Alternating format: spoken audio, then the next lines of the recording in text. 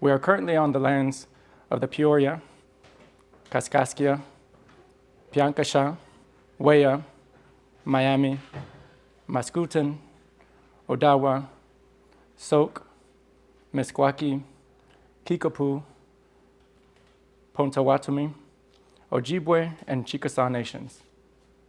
It is necessary for us to acknowledge these Native nations and for us to work with them as we move forward as an institution.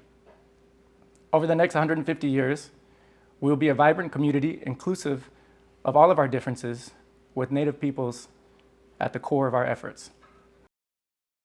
So I invite you just for a few seconds to reflect on these words and the ways in which we can transition these words into action, both long-term and short-term.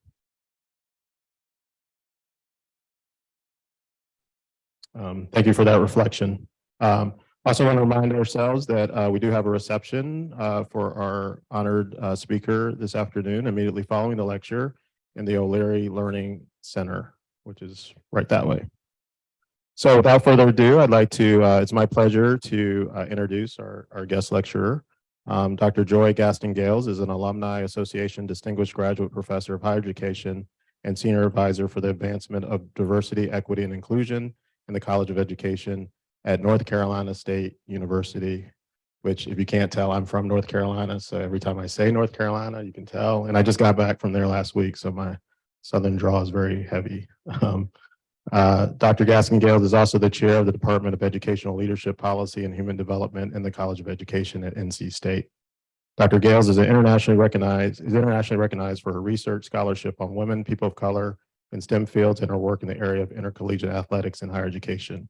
She's also involved in issues of equity, inclusion, and justice, which undergird her collective body of work. Dr. Gaston Gayles is one of the primary thought leaders in her field of study and was recently named as one of the 25 innovative women leading higher education in diverse issues of Higher Education magazine. She is also immediate past president of the Association for the Study of Higher Education, which is our primary professional association for studying post-secondary educational issues. Dr. Gayles is nationally known for her work in partnership with the National Center for Faculty Development and Diversity, the largest faculty development center in the United States. In addition, she serves as a faculty success coach, a campus workshop facilitator. To date, she has coached well over 100 faculty across the country and conducted over 50 campus workshops on topics such as mentoring, tenure and time management, mid-career faculty success, and writing through resistance. Just outstanding, incredible work. Over the course of her career, she has won numerous awards for her scholarly contributions for advancing diversity, equity, and inclusion in higher education. In 2020, she received the Chancellor's Creating Community Award for Outstanding Faculty at NC State and was named University Scholar in 2018, which is two of the highest faculty awards at NC State, both of those. She also received the Zenobia L. Hikes Women of Color and the Academy Award for Advancing Development of Young Women of Color in their pursuit of excellence. She's a community builder at heart and values engaging work that makes a real difference in the lives of others. And I'd like to add, from a personal perspective, Dr. Gaston Gayles is among a phenomenal group of higher education scholars who have pushed our field to align theory and practice towards a more humanizing empathy with both scholarly rigor and a focus on educational justice. Along with her colleagues, Lori Patton Davis and our own Ebony Zamata Gallagher, I feel like Dr. Gayles has embraced the call that Patricia Hill Collins generations ago asked us all to embrace the creative potential of an outsider within status to move the field closer to making humanist visions implicit part of our work. So without further ado, I'd like to introduce Dr. Joy Gaston Gayles. Hello. Okay, I'm trying to figure out how close I need to hold this thing. So, but thank you so much, Lorenzo, for that warm introduction. And I'm super excited to be here with you all today. I think I was supposed to be here like 3 years ago, but the pandemic had other plans. And so, and I was tired of Zoom, and I said, well, I really would like to come in person. So I'm glad that that day is finally here. I'm sorry that it's such a nice day.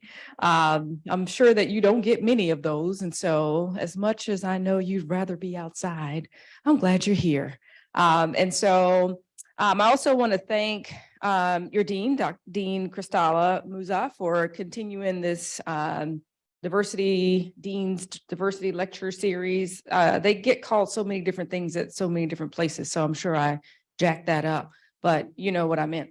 And so I'm super happy, and thank you again for extending the invitation, and to Rodney for being so hospitable and making sure that I got here, and Amy and all the people behind the scenes, and PO for picking me up from the airport yesterday. And so if you had any hand in this, just I appreciate it and want to say thank you. So I've been thinking a lot about this theme for the series, will diversity, equity, and inclusion die? That's an interesting question. And so we'll talk about that a little bit, and also the notion of advocacy and action toward greater accountability in an empowered university. That sounds promising, and someplace I'd like to go and arrive and get to. So I'm excited about this conversation today. And you know, what I'll share today really comes from a lot of the work that I've been doing related to humanizing higher education, which was the theme for last year's annual conference for the Association for the Study of Higher Education under my presidency. And so I'll talk a little bit from that space as well. But I'm really excited to be in conversation and community with you all. I've heard a lot of great things. A lot of great folks have come through University of Illinois, Urbana-Champaign. And so I'm excited. This is my first time here. And so I'm excited to be here and be in conversation. I gave a talk last Monday at my institution, which is something I don't typically do, because I like to be able to say, you know, we have a hard conversation, and then I'll say something like, oh, I'm going to get on a plane in a few hours and you never have to see me again. And I couldn't say that because they do have to see me again. So we had a hard conversation last week at our annual sisterhood dinner. And so, but I told them I have a lot of issues, but I don't have a lot of answers. And so I'm looking forward to the conversation piece of this so that we can explore together possibilities to some of probably the most pressing issues of our time. And so, you know, before I begin my talk more formally, I'll just share a little bit more about myself in addition to, how do I advance these slides? Does this work? Okay. Where do I point it? Click the mouse. Mouse works. Okay. I'll share a little bit more about me because, again, much of what I'll share today is rooted in not only my work, but all of these experiences that I've had. And so it kind of represents my standpoint. And so I like to share that as well. I'm a proud graduate of an historically Black university, Shaw University, which is the oldest HBCU in the South. And so Ella Baker is also a graduate of HBCU or Shaw University. And so if you don't know who she is, she was the civil rights activist and the mastermind behind the Student Nonviolence Committee. And so that was pretty prevalent during that time. I was a student athlete there. I am a first generation college student, and that experience really grounded me in a way that was important for me, again, as a first generation college student. And so I played softball. That's how I funded my education. And when I graduated, I received a scholarship from the NCAA to go to grad school. I wasn't sure what I wanted to do because my plans had kind of fallen through the cracks a little bit. And so I found this thing called higher education administration. And so I was like, okay, that sounds good. And so I went to Auburn and I was there for 2 years. And my original goal was to become an athletic administrator. And so I went there because they had a partnership with the athletics program at Auburn, where you take classes and do practicum. You have these practicum experiences in the athletics department. And so that was a good experience. And I actually begged my major professor to let me write a master's thesis because I was so intrigued by what I was learning in the classroom. And they had it on the books, but nobody had done one in like 10 years. And so I really had to beg, and she finally conceded to let me do this research project. And then because of what I just said, after I did it, I had more questions than I had answers. And so I decided to pursue a PhD at The Ohio State University. And I was actually at a crossroads. I had an opportunity to work at the NCAA or go to grad school. And so I chose to go to grad school because I had these questions that I wanted to continue to figure out. And so those experiences definitely have shaped me in my career and where I am now. I've been at NC State for 15 years. I've been a faculty member for 20. And so it doesn't seem like it's been that long. But, you know, in addition to my faculty role, I also took on this role as senior advisor for advancing diversity, equity, and inclusion at NC State in our College of Education. And that role came about in response to the murders of George Floyd, Breonna Taylor, Ahmaud Arbery, like all of that happening in the middle of a global health pandemic. And so I didn't want to do the work because I was tired and mad and angry, but I also felt like I needed to do the work because it was important to help us figure out who we wanted to be and how we wanted to be as a college. And so at the same time, I was also starting as ASH president. And so that's a 3-year term. So I'm in my last year of what feels like a never ending appointment of sorts. And so taking on that role in the middle at the height of the pandemic, because I was elected in 2020, I guess, or 2019, 2020, somewhere around there. I feel like 2020, I've lost that whole year in my memory bank because so much has happened. But it was difficult to figure out, you know, how to lead an association, not only just how to lead an association, but how to do it when it felt like the world had been turned upside down. Lorenzo mentioned the work that I do with the National Center for Faculty Development and Diversity. And so that work is super important to me as well. I participated in the FSP program. Anybody participate in that? Oh, good, fellow FSPers, hello. And so I've coached in there, and it's well over 100 at this point in terms of just working with faculty, trying to help them navigate and think about how they want to be in institutions of higher education in terms of not just doing the work, but also being their whole selves and doing the work. And so I also am a campus workshop facilitator, so I get to go around the country having hard conversations with people. And I actually kind of enjoy it, partly because I get to leave and say, you'll never have to see me again. But also I really want to be a change agent for institutions. I want institutions to do better, get better, treat people better, and be a place where we can really do what education is designed to do, which is to bring out the brilliance that people have within them and not beat them up in the process. So that's why I show up. And Lorenzo, I'm not department head yet. I am taking my sweet time. And so I will be though.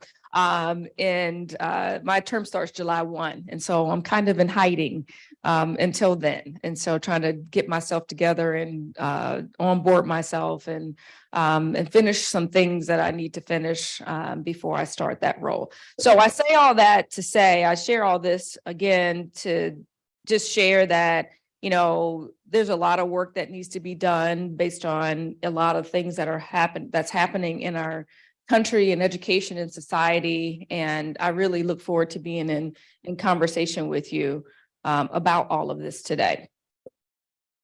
So here's what we're going to do today. So, and part of this reflects my musings on the theme of diversity, equity, and inclusion, and the notion of will it die?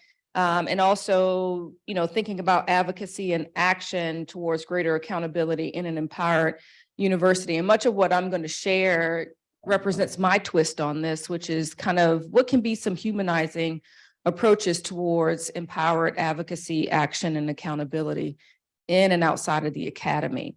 And so, to ground this conversation, I think it's important that we get clear about some things, what's happened, what's still happening. And I call them, these efforts to kill DEI. And then we'll talk about why DEI won't die, in a sense. And then we'll get to some of my musings about empowered advocacy, action, and accountability, and what that can look like from a humanizing approach. And so I listened to some of the past speakers in the series, in part because they were pretty good people. You brought some hitters here, and so I appreciated that, and I wanted to hear, what they had to say. And like many of you, I very much appreciate the work of Gloria Latson-Billings. And she was a speaker recently for us during our Don C. Locke Symposium, multicultural symposium that we have every year. And so I appreciated hearing what she had to say for this speaker series, in addition to what she shared with us, during that time. And I've heard her speak on multiple occasions, but, she talks about the pandemics, not just one, but multiple pandemics. And I appreciated that because, what COVID was a thing that, broke our neoliberal capitalist society down to its kneecaps, right? And as devastating as that was, it wasn't like it was the only thing that was happening during that time. There were other inequities, other forms of oppression that were present before the pandemic. It just happened. It felt like COVID just exacerbated and made those other issues a whole lot worse for people.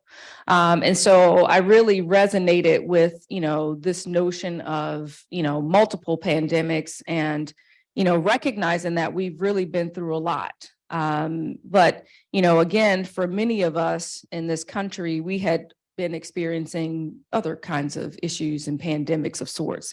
Not one that broke the world down to its kneecaps, though, but it broke other people down to their kneecaps, just not the entire ecosystem, if you will.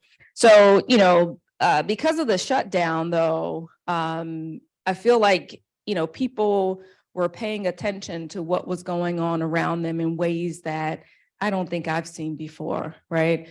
When we had to stop, right, get off the hustle bus, slow down, but not all of us, because some of us, the essential workers, they didn't have that choice. They still had to go and put their lives at risk, many of which did not have protective equipment to do so. They still had to be there on the front lines to take care of people. But for those of us who had the privilege to unbusy ourselves, it gave us an opportunity to see and reflect in different ways. And it was hard to ignore what was happening right in front of you because you were home. You may have been on Zoom, but you were home. You were not as busy doing all the things pre-pandemic. And so, it was hard to not see people being murdered unjustly, right? And so I know that I participated in rallies and marches in my community during this time. And it was almost as if, you had to choose at that point. As devastating and as scary as the pandemic was, people still showed up to demonstrate and still showed up to advocate because they realized that the pandemics, like as bad as COVID-19 was, racial injustice, violence is worse, right? Where people are being murdered and experiencing violence unjustly, like that it almost trumped or made that pandemic just as serious as COVID-19. And so people showed up in crowds to protest and demonstrate. And what I noticed is that, the crowds were diverse. And I think it was, again, because of people, it's hard for people not to see what was happening right in front of their eyes. And so, we went through a politically charged election and, Trump didn't want to concede to Joe Biden. And then we had the insurrection at the Capitol. So all these things happening in the midst of COVID-19. And on the aftermath of COVID-19, we are left with this mental health crisis. And so I don't know about here, but at NC State, we've had more people die than probably in 1 year than I've experienced in my entire career. So it's pretty devastating. And we are indeed, this is another pandemic of sorts. It's a crisis. And we're not sure what to do because I don't think we fully understand what COVID-19, what the multiple pandemics have done to the lives of people, like real people, particularly our youth who had to experience an incredible amount of isolation at such a critical period in their development. And I watched it with my own kids and trying to figure out, how do we do the schooling thing at home? And it started off fine, but by the end, they were losing it in terms of, just not being able to socialize and be with their friends. And so we find ourselves now in the aftermath of this, not really knowing what to do. And so I can go on and on and on about these multiple pandemics, but, it just kind of gives us a sense of, the signs of our times and where we are and the problems that we have to contend with in education and in society. And so, I want to come back though to this question of will DEI die? And there seems to be a lot of efforts to kill DEI, right, happening all around the country. And, one of the pandemics in my mind is an attack on justice, freedom, and humanity. And so, every day, I just read a headline today, there was something new, another twist to, banning things, books, and what's happening in Florida around initiatives to literally kill DEI, to the new College of Florida with new board of trustees coming in and starving out, not funding DEI initiatives, which in my mind, are there to help campuses recognize the diversity of the people that are on campus, right? And how do we work with them effectively so that they can learn and do all the things that they came to college to do? Same thing in schools and communities. If schools and communities are diverse, then how do we help them learn? We help them learn by getting to know who they are and what their struggles are. Because I guarantee you, if you don't pay attention to that, not much learning is going to take place if I don't attend to who you are as a person, as a being. And so, this notion of efforts to, ban books and put restrictions on what can be taught and what can't be taught to help people recognize and see people's humanity, that perhaps is the most inhumane thing that I've seen in my day and time. And, I like Joanne Reed because she tells it like it is. She's a political strategist. If you haven't seen her on TV, she's usually on MSNBC. But I want to show a clip because she says it better than I can say it, just in terms of her take on what's happening with legislators mandating and making or putting into law what we can and can't do, what we can and can't say, what we can and can't teach. So here's the sad state of affairs when it comes to conservatives in the United States right now. They have essentially admitted through their actions that they really can't convince a majority of Americans, and really honestly, they really can't convince their own children to follow and abide by their particular conservative religious beliefs and their conservative social beliefs. They just can't sell it. It ain't selling. And so what they've decided to do is to use the power of government, the power of state government, and they would love to use the power of federal government too, to force those values on the American people, to force these values on their children in school, to force these values on the public that doesn't want them, and also to mitigate their own babyish, childish, wussy, snowflake feelings. I don't like those books. Ban them. I don't like drag shows. Make them illegal. I don't like my kids learning that history includes white people who weren't heroic. Ban it. I don't like my children knowing that gay people exist and reading books by LGBTQ authors, because I think that that might actually influence them and maybe they'll think that they're gay too. Ban those books. I don't like the idea of trans women and trans men. It makes me feel weird. I don't like it. Ban it.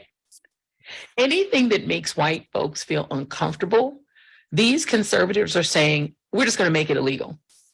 It makes me uncomfortable to learn that the founders were slave owners and that they were breeding human beings and that Thomas Jefferson was a rapist who kept Sally Hemings in a windowless cell accessible by his bedroom. That piece of information makes me sad and uncomfortable. Ban it.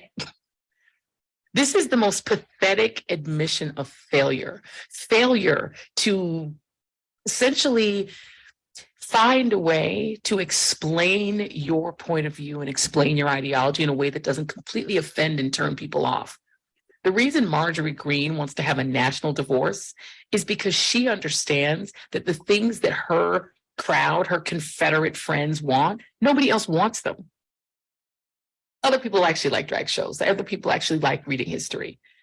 They can't even enforce their values in their own homes. And so they've decided to compel the federal government to force people to live the way they want them to live.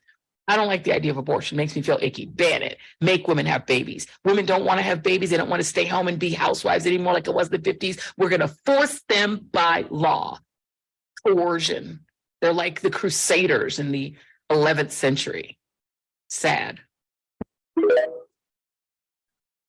Again, she kind of tells it like it is. And I just appreciate, her way with words in terms of just, what we're seeing in legislature, government. So I want to switch quickly because I'm looking at time and I want to make sure I get to the good stuff in terms of, advocacy, action, accountability, taking this humanizing approach. But first, I want to kind of go back to this notion of why DEI won't die. And first, because we're still here. And so I appreciate Joy Ann's reflection because, regardless of legislation, regardless of, banning books, regardless of putting into law systemic oppression, the reality is the diversity is still here. And as long as that is the case, DEI can't die, right? But it will change. I think it will change. And I go back to W.E.B. Du Bois, the question of how does it feel to be a problem? That will always be the question of the day. It was the question of the day back when Frederick Douglass was in conversation with Abraham Lincoln, because y'all know his first solution to this wasn't to free the slaves, right? The first solution was to ship us off somewhere. And I can see Frederick Douglass like, yeah, no. Considering that, y'all took this land from indigenous peoples and then you used enslaved labor to create it, we're entitled to this country just as much as you are. And so then, it came about, okay, you had no choice but to free the slaves. And so just classic case of interest convergence, right? And so that question will always be there as long as we have diverse people living and breathing and existing in this country. The DEI will never die. Yeah, you can change the name, you can ban a book, you can restrict people from talking about it, but that doesn't mean it's going to go away, right? But I do think we're at an inflection point where change is inevitable. An inflection point represents, a place where critical social moments have happened such that something has got to give, right? And we'll have to figure out what that change will look like, right? And so not just changing and replacing what exists with something else, but really transformational change that, I kind of use this cake analogy and I cannot remember, I have to go back and think about where I got this from, but it's like, you can't, like if you put bad eggs into baking a cake, It's not like you can go back through the cake after it's done and pull the bad eggs out, right? You got to throw the whole cake away and make a new cake. And so that's how I see transformation. Like, we have to figure out what to put in its place if something that we have isn't working. Okay. And so I want to move quickly to, what I think about in terms of empowered advocacy, action, and accountability. And I'll tell you where these ideas came from, some of which showed up in my ASH presidential address. But during the global health pandemic, I had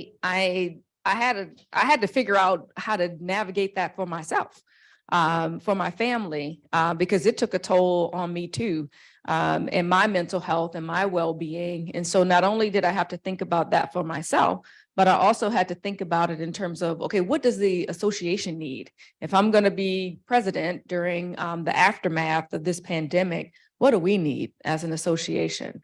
And so during the pandemic, I found myself, one of the ways that I was coping, I don't know that I did this as intentionally as it's going to sound, but I found myself re-engaging with what I call historical icons, like Sojourner Truth and Ella Baker and Mamie Till. And I was reading and writing and thinking. And what I realized by re-engaging with some of those stories of historical icons is that, one, what they went through seemed far worse than what I was going through at the moment.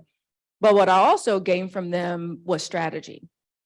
And like I said, I didn't know that when I was engaging in that way, but they were very thoughtful. They were very intentional in how they were fighting for change. And what I also recognize is that they really did engage humanizing approaches. And so that ended up being the theme for ASH, humanizing higher education and what that can look like. And that's what I'm offering today in this model of sorts that really starts with humanizing values in terms of how do we move from the dim, dark picture that I presented and not get stuck there, but really move to this notion of transformational change. And how do we empower ourselves to do that work? And so, but at the heart of it, I think it starts with this notion of humanizing values, things that we don't typically talk about in spaces like education, in spaces like higher education, in institutions. And so like love is not a gooey feeling of sorts. It's work. It's a verb. It's accountability. It's respect. It's reciprocity. And I really like Bell Hook's definition. It's a combination of all of these things so that we can show up better for ourselves and others. Empathy, not sympathy, but empathy, right?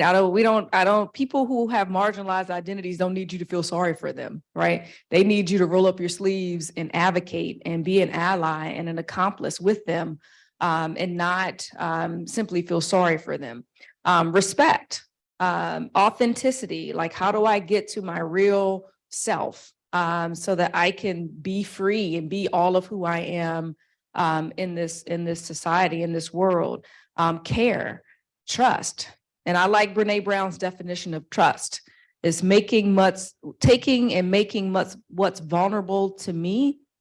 Can I trust that to be safe with you? Right? Compassion and responsibility in terms of when we do something wrong, we got to take responsibility to own it and name it, and then figure out how we're going to move forward differently. So, these three things, recognize, reckon, and resist, all start from these humanizing values. And I feel like if we could get the humanizing values piece together, then we could have hard conversations and keep relationships intact, right? We can get to a point where we can struggle together. We can struggle and hold possibility together at the same time, right? And so this first one involves, recognizing and, oops, I meant to put that up when I said the humanizing values, but recognizing. And so last week at the sisterhood dinner, one of the strategies I offered to them because the theme was about re-envisioning an equitable workplace. And so I talked about all the toxicity in the academy through the behaviors that are upheld by the law, and how we engage in not so good behaviors and treat each other badly, and how we needed to make visible what often goes invisible. So make the invisible visible. And that work is for all of us to do, not just the people who are on the receiving end of the not so good behavior, but sometimes we all sit here and watch it happen.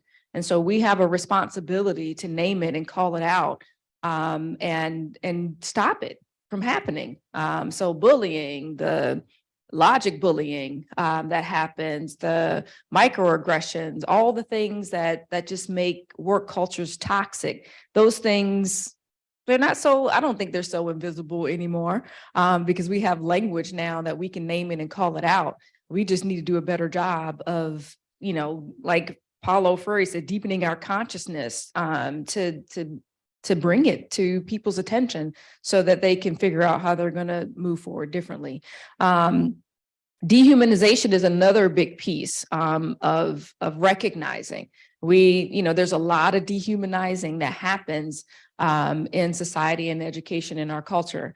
And again, we need to recognize it and also see it for what it is. I call them tactics of mass distraction, right? All of this, all the things that legislators are doing right now, all designed to keep us distracted from moving forward, from cultivating joy, from doing the things that are going to lead to the kind of transformational change that we need. And if we get caught up in it, then we won't move forward, right? And so somebody posted this picture here, but it was kind of like in meme format. And this was after the insurrection at the Capitol. And y'all can relate to this. Like, I was doing good. I woke up, I had my coffee, productivity was sky high. And then the insurrection happened and I checked out for the rest of the day, right? And we can all think about how often does that happen to us? We wake up, we're on a good path, and then somebody does something, microaggression, logic, bullying, something toxic happens, and then that just productivity shot for the rest of the day, right?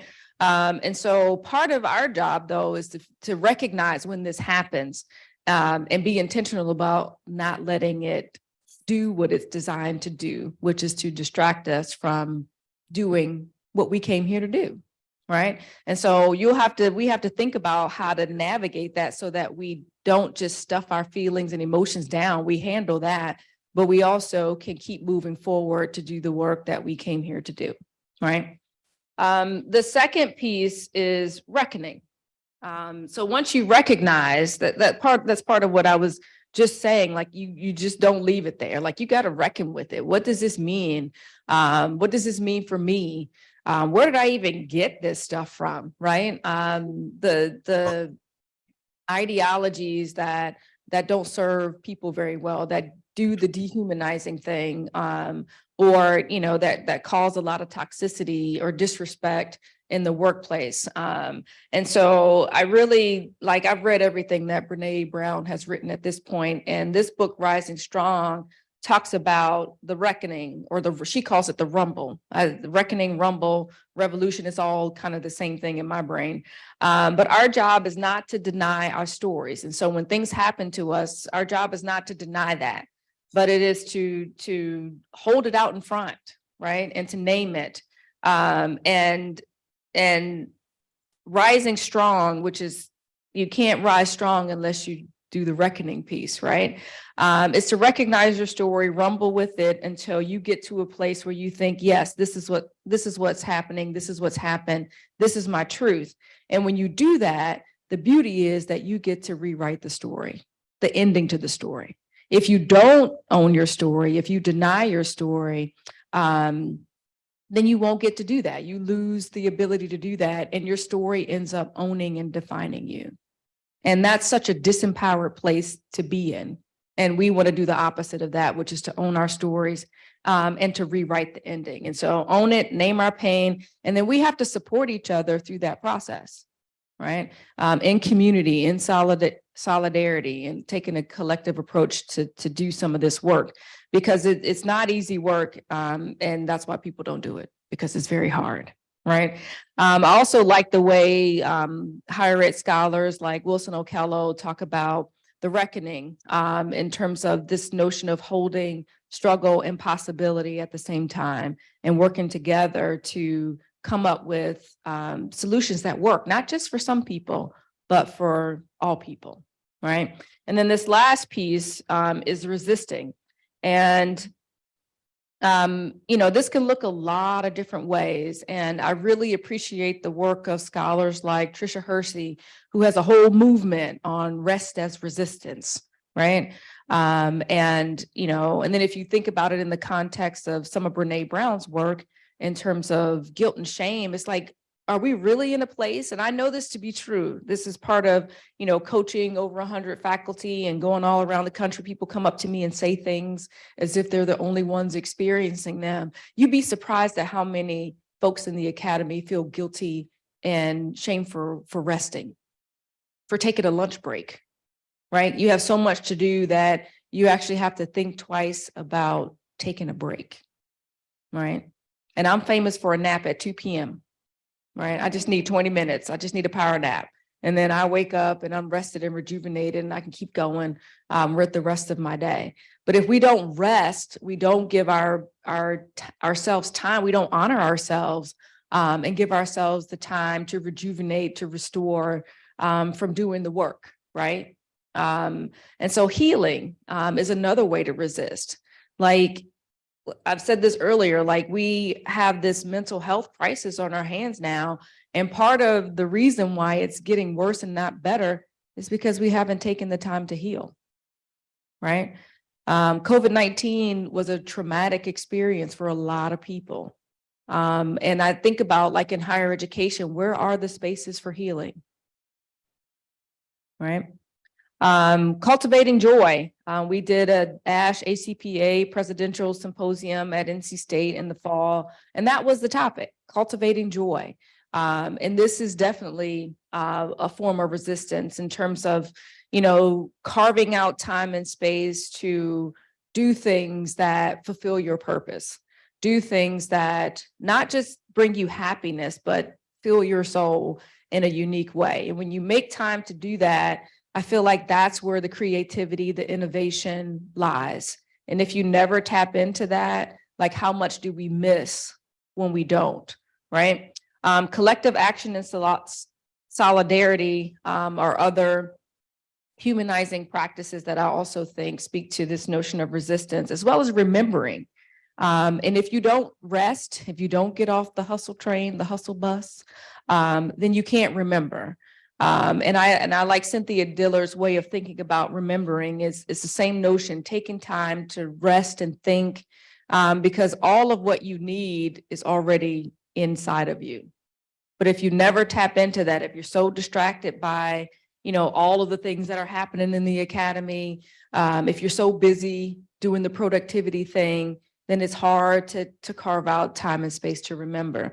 And then lastly, this notion of community, to me, is the kryptonite to systemic oppression, because systemic oppression is designed to destroy any sense of community, right?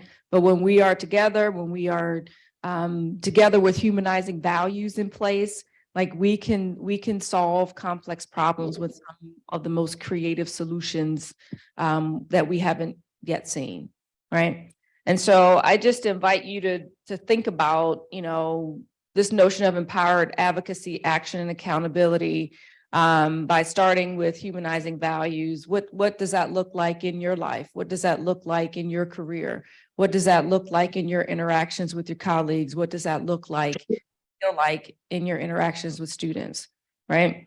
And then to recognize, and what that means will be different for each of us. I wrote a paper last spring with one of my students about, what does it mean for me to advocate on behalf, like I have my own identities that are subordinate or, not dominant, but I also have identities or aspects of my identity that are dominant. And what does it mean for me to advocate and work alongside people who have identities that are different from mine, right? What does it mean? What does it look like? And so again, understanding what reckoning, and we try to skip, and Brene Brown talks about what happens when you try to skip the rumble. It rarely works out good. It doesn't work out good for many people. You can't skip it. You can't go under it. You can't go over it. You got to go right through it. And I feel like that's where we are. This country just refuses to reckon with itself. And the longer we skip it, the less likely, or the longer it's going to take for us to get to what it can really mean to participate in a diverse democracy, right? And then figuring out ways and finding healthy ways and whole ways to resist, so that we can get to this notion of empowered advocacy, action, and accountability. And so I'm going to stop there because I really want to get to the conversation part of this. Yeah, we got like 10 minutes. So that was timed pretty well. So thank you for engaging.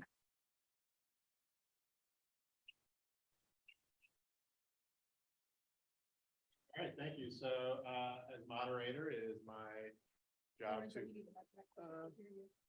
Oh, yeah. Thank you. So I'm here to moderate. So any questions? And as moderator, I'm going to take the privilege of actually asking the first question. So a lot of the DEI work that's going on, particularly in Illinois, has been more progressive than other states, right? So in a lot of spaces, both as an educator and in working with policymakers, the rationale is, well, at least we're not Texas, we're not Iowa, we're not Florida. And my reaction tends to be like, don't brag about things you're not supposed to do anyway, right? So how do we, when we think about DEI work, how do we push past those who kind of brag about exceeding the lowest bar and push them towards understanding that our job is to actually exceed the highest bar? That's such a good question. And I've said this in some spaces that, I feel like what's happening in those states is like legislators are, conducting a social science experiment with real people, right? And kind of let's see what happens, right? And so while it may not be happening in Illinois, the world is watching. And, I just looked at the list of governors. There's only one Black governor out of 50. And so, like I said, everybody's watching. And if what happens in Florida, Texas, Arkansas is successful, you know what happens, right? Other states will start picking it up.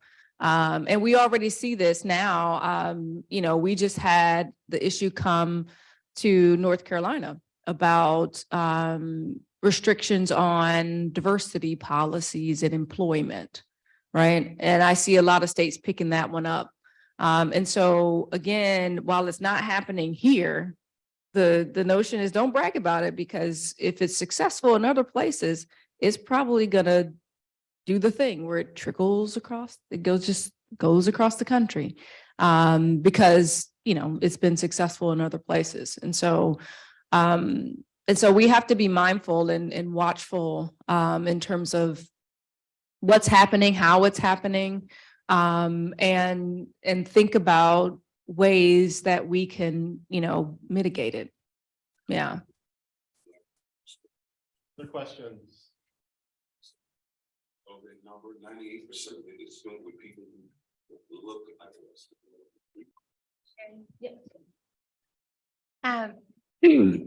Okay, so earlier in the fireside chat, right, we talked about how antiquated here, how hard like the rumble can be, right? And how sometimes that doesn't happen until you're really forced to do it. And so I'm wondering, whenever we think about like society and trying to, one, get people to that place, right, where they're engaging in the rumble, and then two, how can we support other people through that? Yeah, thank you. That's such a good question. How do we support people as you're reckoning? You definitely can't cancel them. And so I'm not a fan of cancel culture. And so especially when people are really trying to make an effort to get it right. And you think about a child learning to walk, they just don't stand up and start walking perfectly. They're going to fall a few times. But at the same time, it's give and take, right?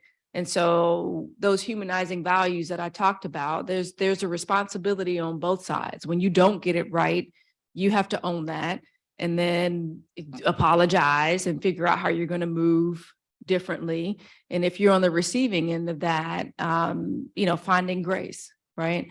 To allow people not to dehumanize you, if they're able to get to a place where they can, have a conversation, not explain it all away, but to apologize, and figure out how they're going to move forward differently.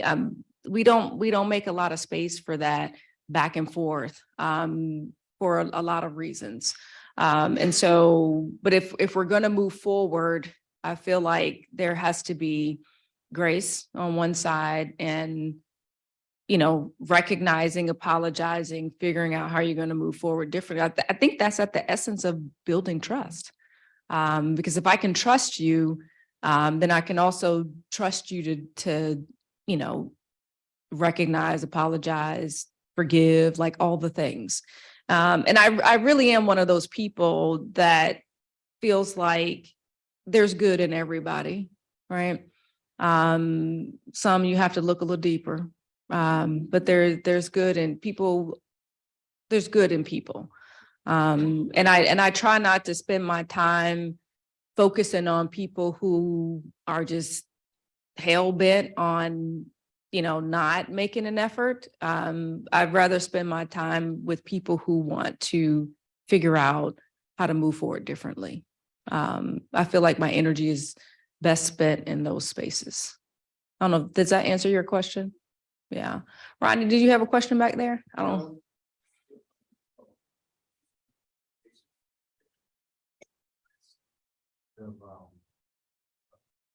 Recognizing a role in families, but also taking time for it. So it reminded me of the blog that another colleague academically. Yeah, that's interesting. It's almost like a bird cage effect. Like you can't disentangle one from another, right? It's all intertwined and interweaved together, which makes it super complex to think about what a viable solution might be. And so I don't know that I have like an answer because it is so complex, right? So I think part of it is, and we have these conversations too on my campus, like there's some real fear around, if I continue to teach, what will happen to me, right? And then when you put that in the context of, I need to keep my job so I can feed my family, then, part of it is, what do I do, right? And so whereas other people are like, I'm going to continue to do the work that I do. I'm not going to change my syllabus, right? I'm going to engage. But it's super complex. And like I said, I don't have a lot of answers. I have more questions, kind of like all of that intertwined. But I am, thinking about, what's happening with this DEI playbook, right, of sorts, and what's happening in Florida in particular in terms of, using New College of Florida as a test model to see if any of this stuff will work. And so I think it's all of it, because if that playbook works as it's designed, it's going to, like, if I think about what New College of Florida will look like, and I've been there before, I did a campus workshop there, very nice campus. But if this playbook plays out in the way, they won't have any diversity on that campus, right? They will not have any initiatives to advance diversity, equity, and inclusion, which will lead to no diversity on the campus. And that's just not just students. I mean, employees, student affairs folks, nothing, right? And what that will look like and what that will mean for the rest of the country. And so it's pretty complex, but I go back to, trying to get to a place where we can come up with some innovative, creative solutions by not letting what's happening stop us from being who we are, who we need to be, right?